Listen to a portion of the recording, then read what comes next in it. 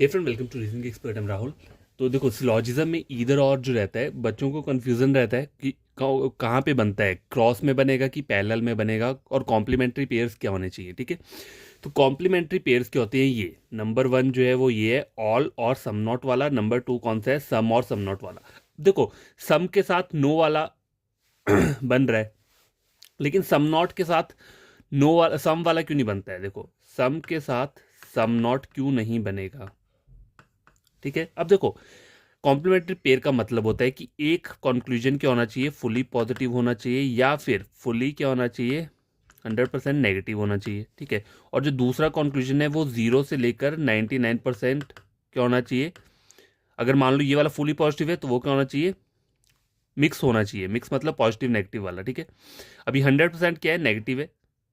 ठीक है, तो दूसरा वाला क्या होना चाहिए, 0 to 99% क्या होना चाहिए, मतलब पॉजिटिव वाला, प्लस वाला होना चाहिए। क्योंकि ऐसा नहीं हो सकता ना कि एक आपके पास सम का है, दूसरा आप सम नॉट ले लो, तब कहीं भी इधर और नहीं बनेगा। क्योंकि सम जो है क्या है, सम कुछ परसेंट है। ठीक है, टोटल मना नहीं कर रहा है ना यहाँ पे। एक सम बोल रहा है और एक क्या बोल रहा है, सम नॉट बोल रहा है, मतलब कुछ इसमें भी एग्जिस्ट कर रहा है ये वाला पार्ट। लेकिन हमें जो चाहिए होता है कॉम्प्लीमेंट्री पेयर में, उसमें क्या चाहिए होता है, एक फुली का फुली क्या चाहिए, 100% क्या चाहिए, पॉजिटिव चाहिए। और दूसरा जो चाहिए होता है वो सम नॉट वाला चाहिए होता है, मतलब कुछ सम नॉट, मतलब नो वाला चाहिए लेकिन कुछ पार्ट चाहिए। ठीक है, फुली नहीं चाहिए। फुली क्या होना चाहिए, ऑल होना चाहिए या फिर सम नॉट। ठीक है, मैंने आपको इस तरीके से बता दिया।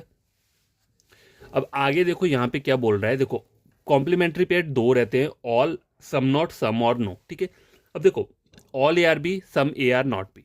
अब देखो, इन दोनों के नीचे क्या है, ए के नीचे ए है, बी के नीचे बी है। अब यहाँ पे आप चेक करोगे, some A are B, some A are not B, तो ए के नीचे ए है, बी के नीचे बी है। तो मतलब इसको हम बोलते हैं पैरेलल। ये जो ए के नीचे ए और बी के नीचे बी है, इसे हम पैरेलल वाला बोलते हैं। तो पैरेलल में क्या होता है, ऑल और सम नॉट में अगर कोई ऐसा आता है पैरेलल वाला, वो तो क्या हो जाएगा, ट्रू हो जाएगा। लेकिन ऑल वाले ही केस में क्या होता है, अगर इस टाइप का कोई आता है, देखो ऑल ए आर बी और सम बी आर नॉट है, अब बी यहाँ पे चला गया, मतलब ये क्रॉस में चला गया, तो क्रॉस वाला क्या होता है, वो हमेशा क्या रहेगा, गलत रहेगा। ऑल और सम नॉट की बात कर रहा हूँ।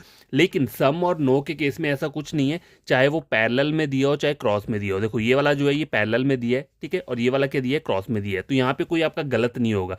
गलत तब तक नहीं होगा कि ये दोनों कंक्लूजन क्या होने चाहिए, टोटली क्या होना चाहिए, गलत होने चाहिए। मतलब जब हम स्टेटमेंट से सॉल्व करते हैं, स्टेटमेंट में हम देखते हैं ना, चेक करते हैं कि ये वाला हमारा कंक्लूजन डाउटफुल है या गलत है, तो इधर और की कंडीशन क्या रहती है कि दोनों कंक्लूजन क्या होने चाहिए, डाउटफुल होने चाहिए। ठीक है, और सब्जेक्ट और प्रेडिकेट सेम होना चाहिए। ठीक है, और वो क्रॉस वाला जो मैंने आपको बता दिया वो वाला लॉजिक। ठीक है।